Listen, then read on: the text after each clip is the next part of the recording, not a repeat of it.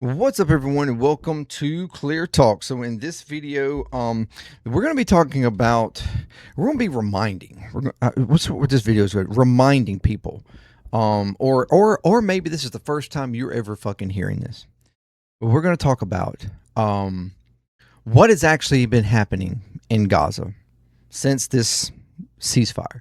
Okay, because we had the video talking the other day about, the Board of Peace, about and their 15-point plan, about Netanyahu and the Israeli government basically saying fuck that, and saying that they do not agree to it. All right. And I briefly kind of talked about a few things that's been going on, but that was very vague.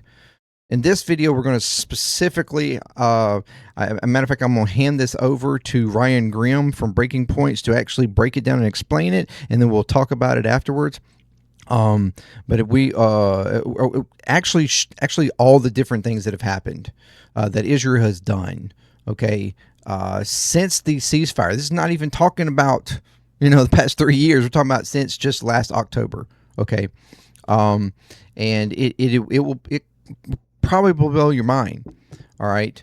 And this is going to lead in, what I'm talking about here is going to lead into my next video as well, because I think it's extremely important to understand, why we are in this war and the things that we are now getting reported to us, and the fact that this is all around Israel. Okay. And we've known this from the get-go, that this is for Israel. And why are we allowing the conditions that are happening right now with our military and the entire fucking global economy, while at the same time allowing for a country like Israel, a government like Israel, to do what they are doing? Okay, it's very, very important in my opinion. So thank you very much for joining me here. If you're new to the channel, welcome. If you'd like to check out more from the channel, please do so. Consider subscribing, like, share, comment, all that good stuff to get more videos in front of more people. If you'd like to check videos from my other channels, there's JMD Drummer, JMDPLAY, and Puzzling. If you like what you see, please subscribe to those as well, okay? All that is free for you and helps out those channels tremendously, okay? If you'd like to go further, there's Patreon there, $2 a month. Support any of the channels that you would like to help grow the channels, to help grow Patreon, help grow JMD Nation. I have a merch link there as well. I have merch for every single channel. It'd be awesome to see somebody to be sent, a picture or even video or whatever of you wearing, a JMD Nation shirt or something. That would be so cool.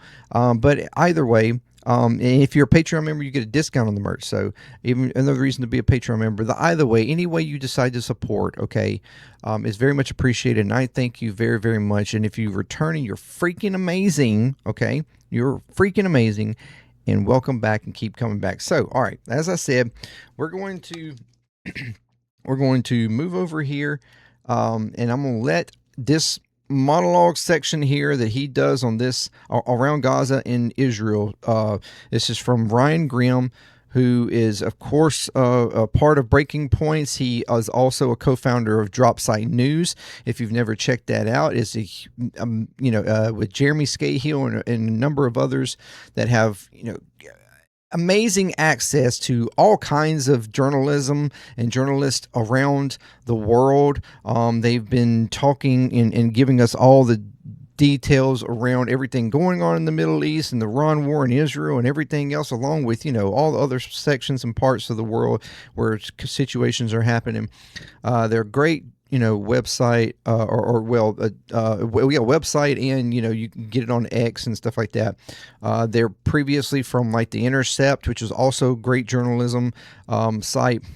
And anyways, they're exceptional journalists that are in my opinion leading the way on all of this discussion like this. So and while it's probably better for you to just watch them and go check out them, but I want to also help present them and give them credit to where it's due. And anyways, all right, so let's check this out. Since reaching a ceasefire with Hamas in October 2025, the Israeli military has not stopped attacking Palestinians in Gaza. Now that Netanyahu is rejecting a disarmament deal and pledging to stay in Gaza indefinitely, It's worth taking a closer look at what Israel has been doing there month by month. I'll talk about that in a moment, but to get you up to date first, last week, after the Board of Peace, the U.S. and Hamas reached a deal that would see Hamas disarm and relinquish power in exchange for Israel withdrawing from the Gaza Strip, an odd thing happened. Or, I should say, it's odd if you have believed American media claims over the past 3 years that Israel was not attempting to carry out ethnic cleansing in Gaza and had no intention of expelling the population and seizing the territory, which we know, but instead was truly only interested in getting its hostages back and making sure Hamas could never threaten Israel again. If you believed that, hearing this from Netanyahu would have been odd. Here he is speaking in Hebrew. Sorry. Here we go. After a recent security cabinet meeting. As for the Gaza Strip, Netanyahu is saying, first of all, I want to clarify the main thing. As long as I am prime minister, no Palestinian state will arise, not in Gaza and not in Judea and Samaria, neither Fatah-stan nor Hamas-stan. As for specific things coming up in the news lately, I want to be precise here. Israel rejects the 15-point document. I heard people saying, you didn't say it. So here I am saying it again. Israel rejects the 15-point document. The IDF will not carry out any withdrawal until Hamas is disarmed. And when I say disarming Hamas of its weapons, that means the heavy weapons, the less heavy weapons, all the weapons. And we're talking about real disarmament, not fictitious disarmament. Now we're talking to the Americans about this issue. They have ideas, some of which are acceptable to us, and some are not acceptable to us. And we know how to stand firm on these things. Now, Netanyahu is resisting the agreement for a number of reasons. Among them is the looming election, in which any concessions at all to Hamas, even ones already agreed to and done for the purposes of disarmament, would be costly among voters. Of course, most Palestinians under Israeli control cannot vote. Now, the deal being discussed is an extension of the one struck in early October 2025. What has happened since is chilling. Shortly after the agreement was reached, the IDF began burning homes, shops, and crucially, the Sheikh Ajlin sewage treatment station, a central component of Gaza City's sanitation network. In September, I forgot how quickly he jumps into this. I wanted to quickly point out that that's what we've been talking about here, is about how in my opinion, just the fact that that Netanyahu refers to the West Bank as Judea and Samaria, like that shows you that the mentality, the way they view that area as a sacred area for them. And it's not called Palestine, it's not called the West Bank, it's not it is not viewed whatsoever in the way of the land of the Palestinians. All right, it's theirs. And it's the promised land, which Israel and Israelites or whatever, and that's used as a means for the conditions that they ask for, the conditions that they breach on the Palestinians, and just as he said, there will no longer be a state. There will not be a state, a solution for them as long as I am prime minister, which is the whole point of this peace agreement for the Palestinians, for Gaza and the West Bank, is to eventually somehow work to them having some sort of sovereignty.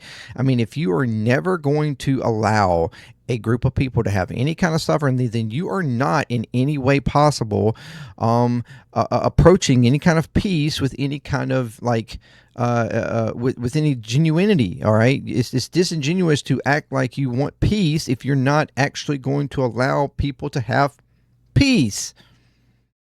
It's absolutely ridiculous. And this is what Israel has been doing all along. This is what they've been saying all along, but people just keep making up all these excuses. Oh, they don't really mean it. Oh, they're just, they're just being hardline. Or they actually, they're really, really good to these people and blah, blah, blah. It's bullshit. It's all bullshit.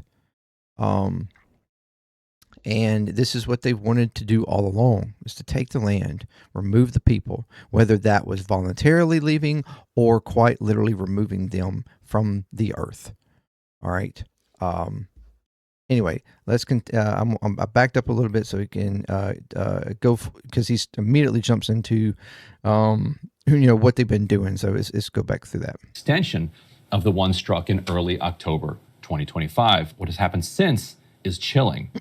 Shortly after the agreement was reached, the IDF began burning homes, shops, and crucially, the Sheikh Ajleen sewage treatment station, a central component of Gaza City's sanitation network. In September, according to the Gaza Ministry of Health, some 2,500 people were killed by the Israeli assault. In October, in the weeks after the ceasefire was reached on the 11th, Israel and its proxies killed 226 Palestinians in Gaza and injured 594. In November, Israel continued its deadly strikes with warplanes bombing tent encampments and displacement shelters, conducting one of the bloodiest assaults, killing over 30 Palestinians, a majority of whom were women and children. Troops also continued moving deeper into Gaza City, expanding the so-called Yellow Line and seizing more territory. On a humanitarian front, aid restrictions continued, with even emergency aid being denied as heavy winter storms hit, causing massive flooding and tents to collapse from the rain, putting hundreds of thousands of Palestinians at risk.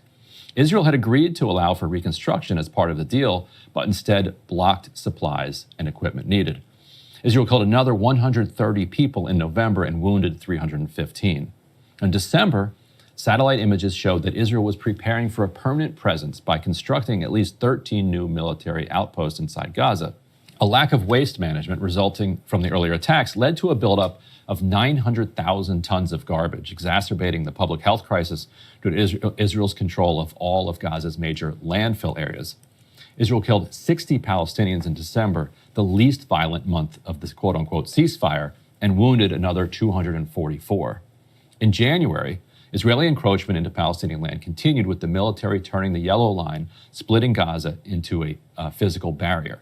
Palestinians walking too close to it would be shot on sight, with no indication given of what counted as too close. At the same time, Trump rolled out his, quote, Board of Peace plan. Children continued to be killed in a surge of attacks in what were supposed to be safe zones. By this point in January, Israel was killing an average of 5 Palestinians every day since the ceasefire.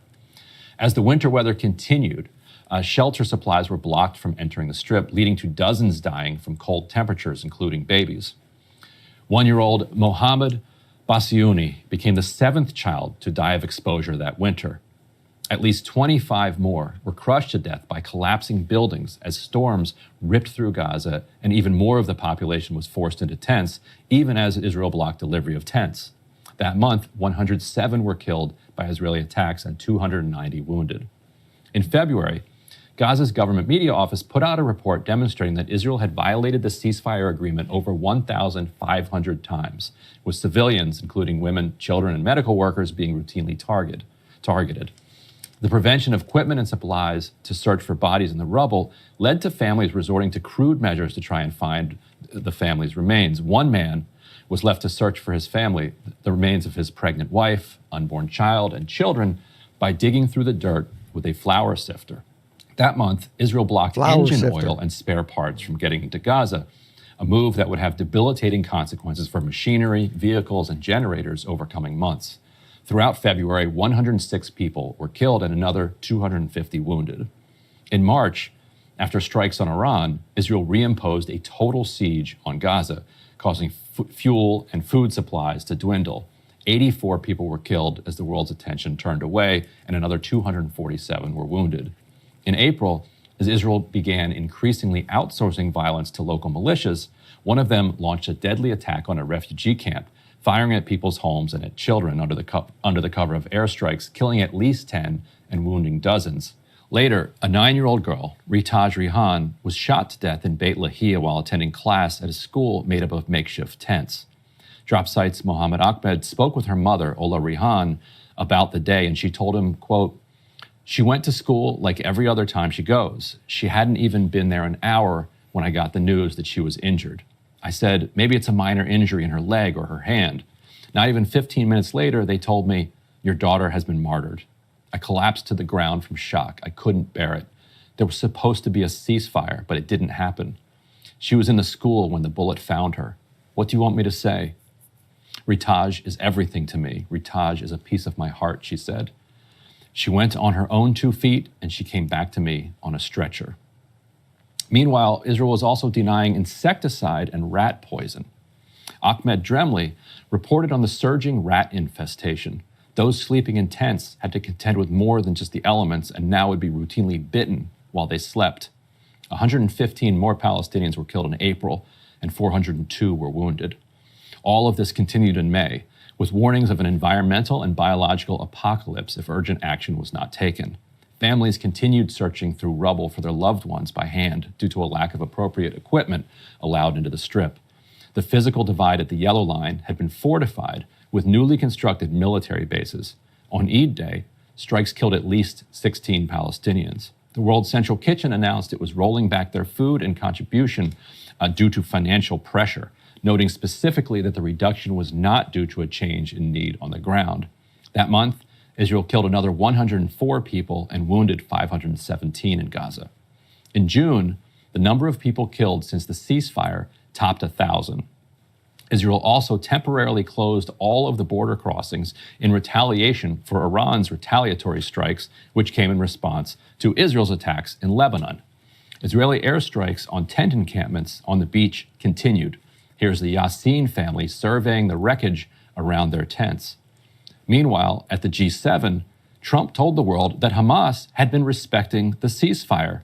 Here he is praising them in his bizarre Trumpian fashion. Look at the job we've done in Gaza. Look at Hamas. Hamas has been very silent. You haven't read anything about Hamas, and we're trying to get them unarmed. You know, they grew up with a machine gun in their hand. I think they actually, when they were born, they came out with a machine gun in their hand, so it's not the easiest thing, but they've actually, behaved pretty well, considering this was not the lifestyle that they were taught to have. June ended with Israel killing another 127 Palestinians in Gaza and wounding 570. July saw further escalation and was the deadliest month of 2026. Israel firebombed a family home with children sleeping in the middle of the night. The Israeli army pushed the Yellow Line further in. Hundreds of bodies remain unidentified, buried in a mass cemetery, identified with numbers and not names. It's known as the Cemetery of the Missing. 163 were killed in July and another 624 wounded. In August, after the Board of Peace, Hamas and the U.S. agreed to the disarmament plan, Israel rejected it. And so, Emily, I just wanted to, because Gaza has been fading a little bit from mainstream coverage, just wanted to remind people that there's technically a ceasefire in place. Yet on a near daily basis, Israel will announce that it struck so-and-so person or tried to strike so-and-so person, or there will just be news of like huge explosions in homes and tent encampments blown up. And it's a very odd understanding of a ceasefire when Israel will say, well, this was a commander who was involved in October 7th, so we attacked their home. It's like, okay, but I thought there's a ceasefire. Mm-hmm. Like this whole, they're Hamas, you made a ceasefire agreement with Hamas. Mm-hmm. So it's just such a, it's so hard for me to get my head around this idea that you'll reach a ceasefire and then just continue shooting at the person. And I'm so glad you did this because I've been waiting for somebody to put this all together just personally for a long time because it's hard to wrap your head around the day-to-day in Gaza, especially now that there's a war in Iran. It's just genuinely hard to keep track of day-to-day what's happening with the quote-unquote ceasefire.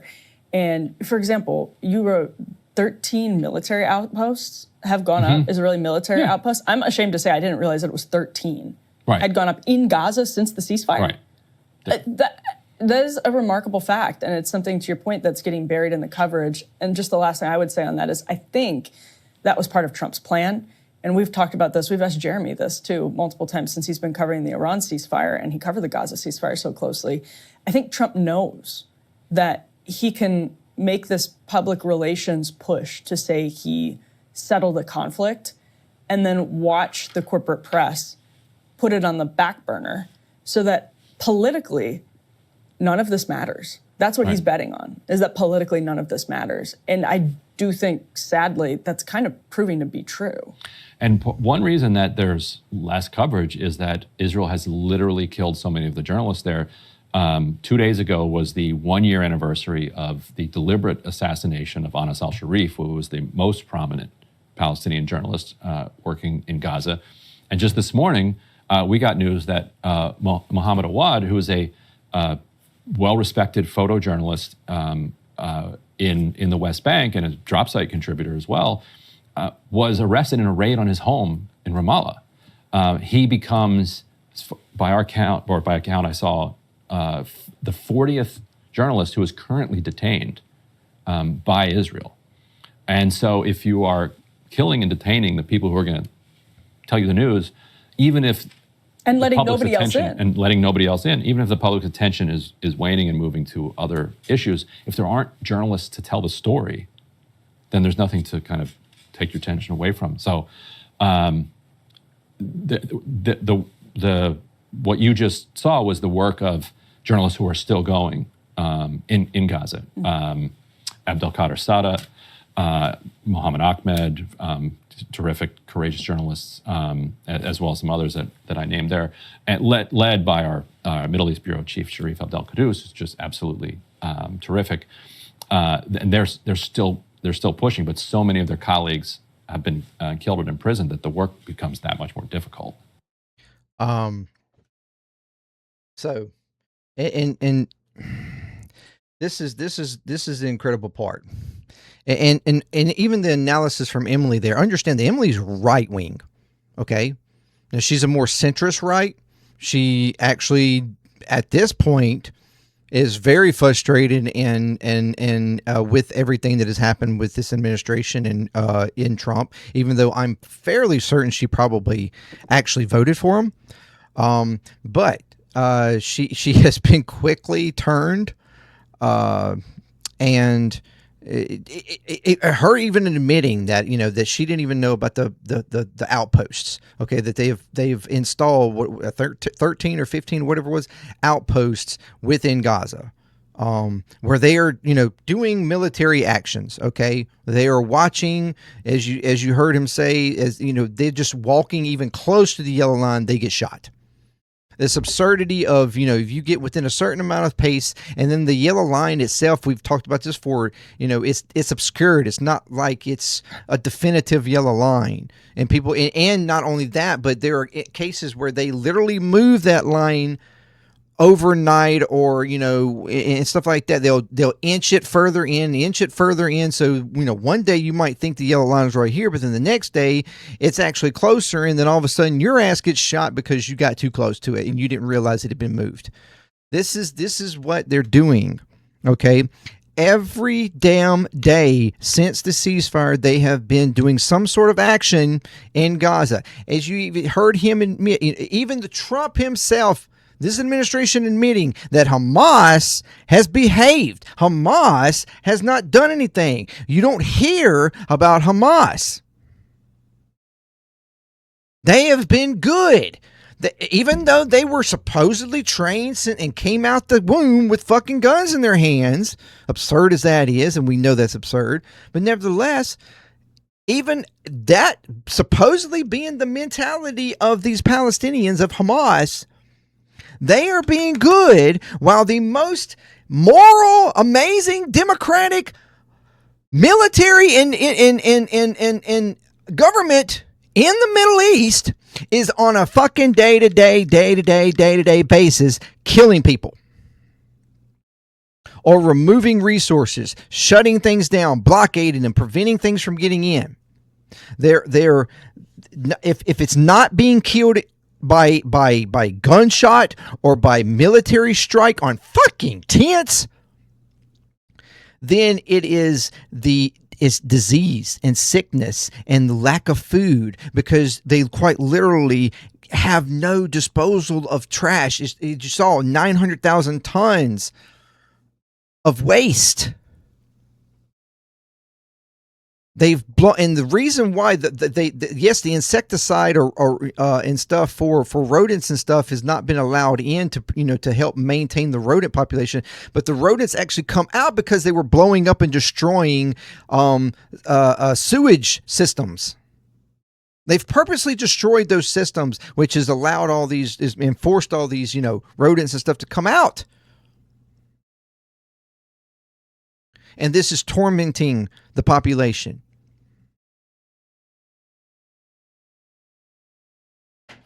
And as you hear there at the end, the reason why it's hard to get reporting out, the reason why it's hard to know what's actually going on and it's being put on the back burner is the fact that journalists have been killed or arrested, detained, prevented from actually doing journalism. There have been more journalists killed in Gaza than in any previous historical war, whatever.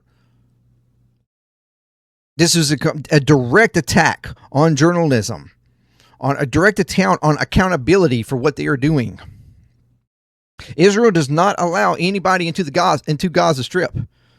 No outside people can go in. You can't. CNN can't go over there and go into Gaza and do reporting. Or even fucking Fox News or anybody else who wanted to go in there. It can't. No outside people can go in. But you know where CNN recently was able to get into? Iran. Iran had no problem letting them in. Iran said, yeah, come on in. And didn't even escort them, didn't do anything. For any news crew that wants to get into Gaza or do any kind of report on what Israel's doing, they have to be led around by the IDF.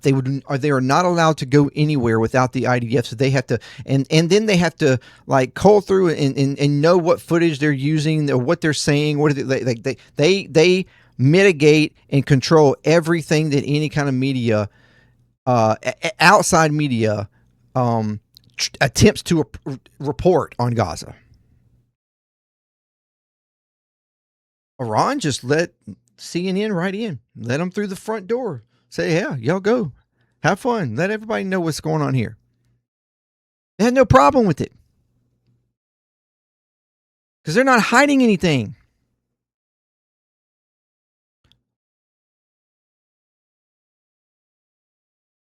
If you're doing nothing wrong, then you have no problem with reporting being done.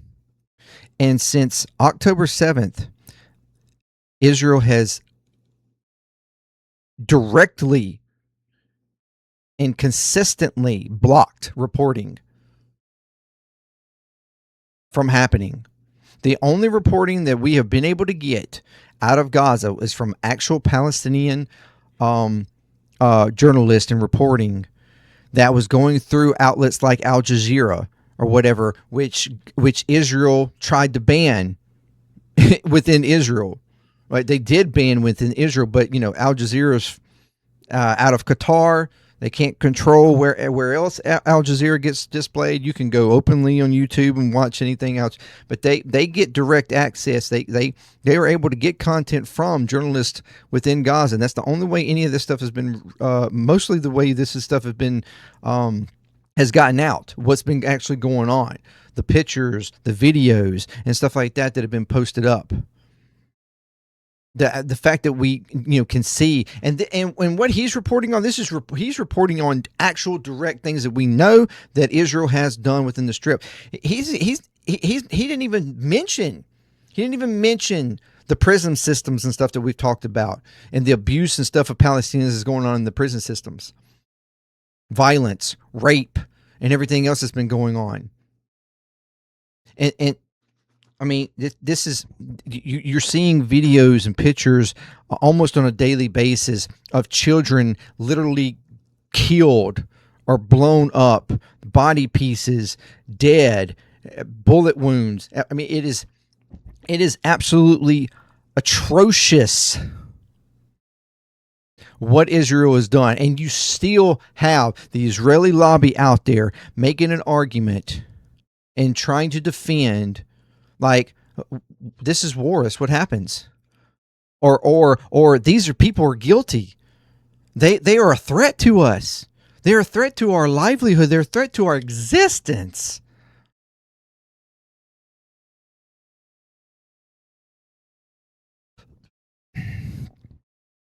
The rest of the world is rationing, going, there's no fucking way you can argue that little children are a threat.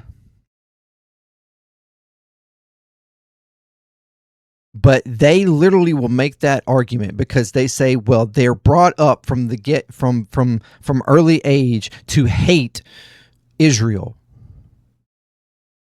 And so any little kid is just going to turn into an eventual Hamas member or other military member, and they're going to come after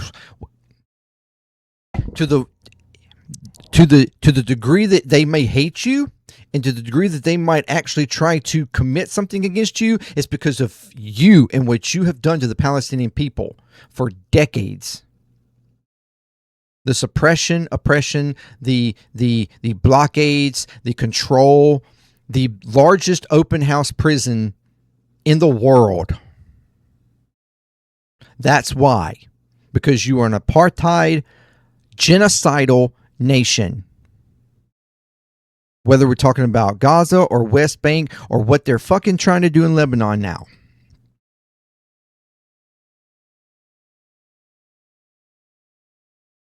And U.S. taxpayer money is being sent over there annually, all the time, to pay for all of this. But yet Palestinians are the threat. Arabs and Muslims are the threat. Iran's the threat. But we don't have Muslims and Palestinians and stuff taking over our Congress and putting, millions and millions of dollars in ads to try to control our elections, and constantly rallying and lobbying for money to constantly be sent. Your taxpayer money constantly being sent to them so that they can, protect themselves. No, that is Israel.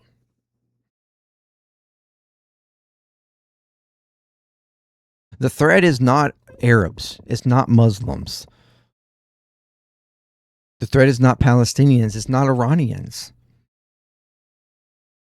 The threat is fucking Israel. And Zionists. You heard it. I did not say Jews. The threat is not Jews. It is Zionists. Israeli Zionists. Which is who has control of Israel, who has control of the government, who has propagated and has control of the population in Israel. And at this point is damn near the entirety of the population of Israel. They have been brainwashed with all of this hatred. And at this point, they all defend it.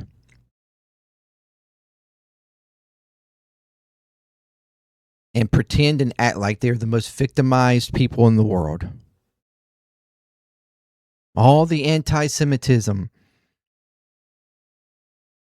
Oh, how dare you criticize us? How dare you say that we're evil? How dare you and want to act like it's racist to say so?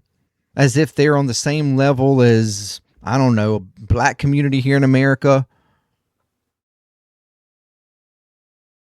Or any other, oppressed, suppressed community or something. I don't see black communities going around killing and trying to eliminate the white community, trying to control our resources, trying to put us in prisons and beat and rape us. Don't pretend like you're some sort of victim. You are the terrorists. And our complicity in helping and assisting them all this time, and even more so by this administration, makes us terrorists as well. We have decidedly started an illegal war with Iran in the name of Israel, sending our troops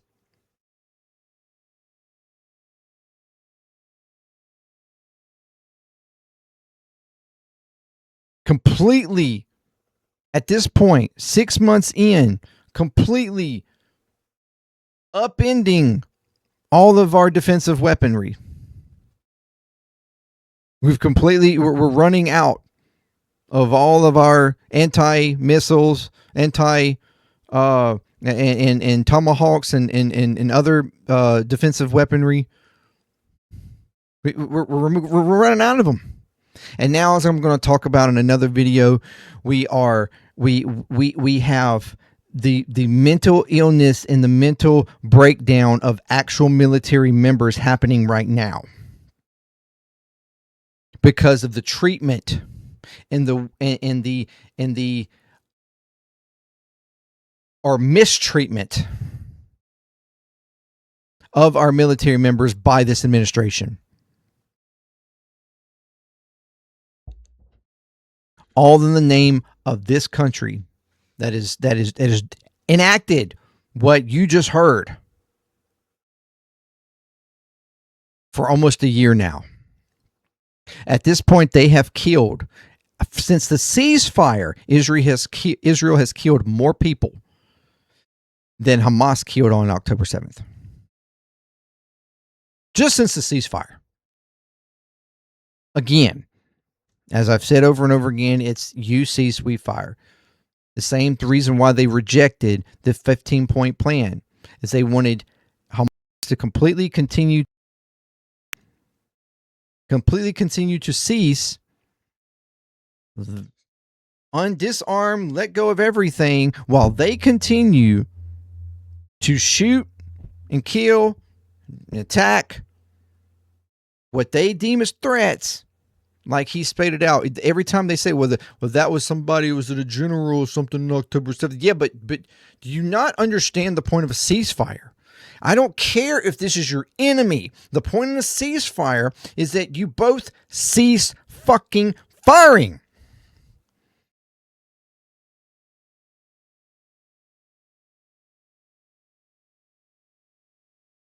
It doesn't matter that this is your enemy or your claimed enemy.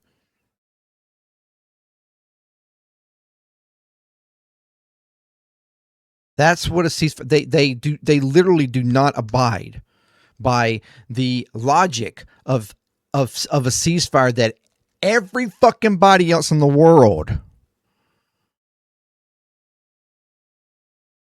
understands to be a ceasefire.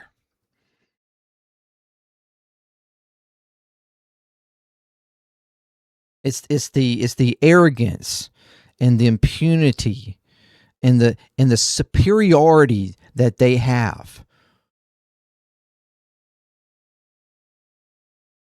as Israelis.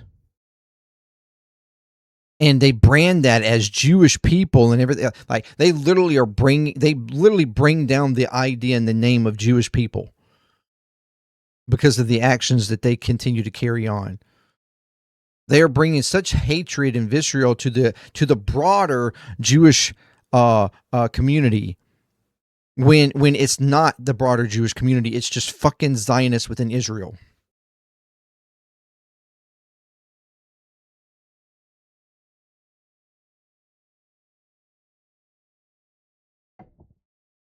If there's any country in the Middle East that we need to be actually doing actions against, whether it's sanctions or military actions, something to rein them in, to rein their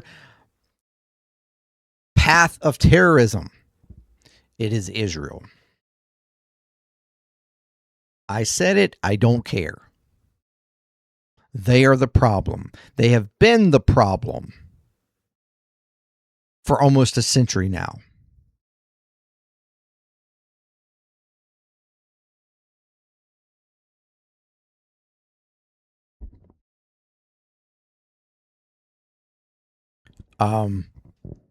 I think this was amazing what Brian Grimm put together here. It's way better than anything I could have possibly tried to put together.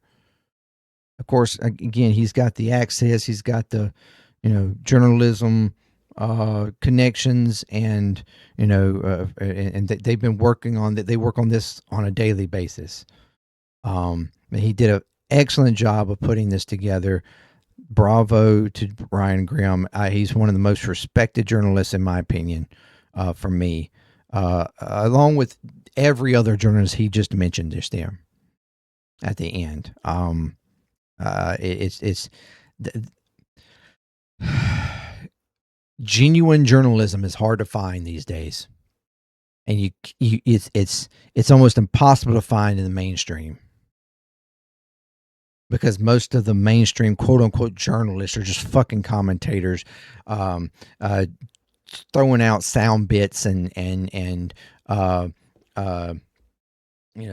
trigger words and blah blah blah blah blah to create outrage.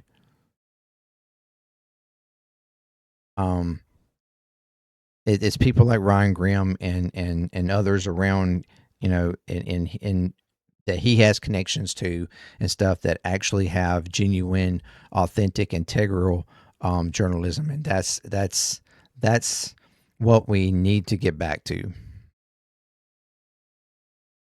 So anyway, thank you very much for joining me. Let me know what you think. Until next time, peace. ClearTalk, I'm out.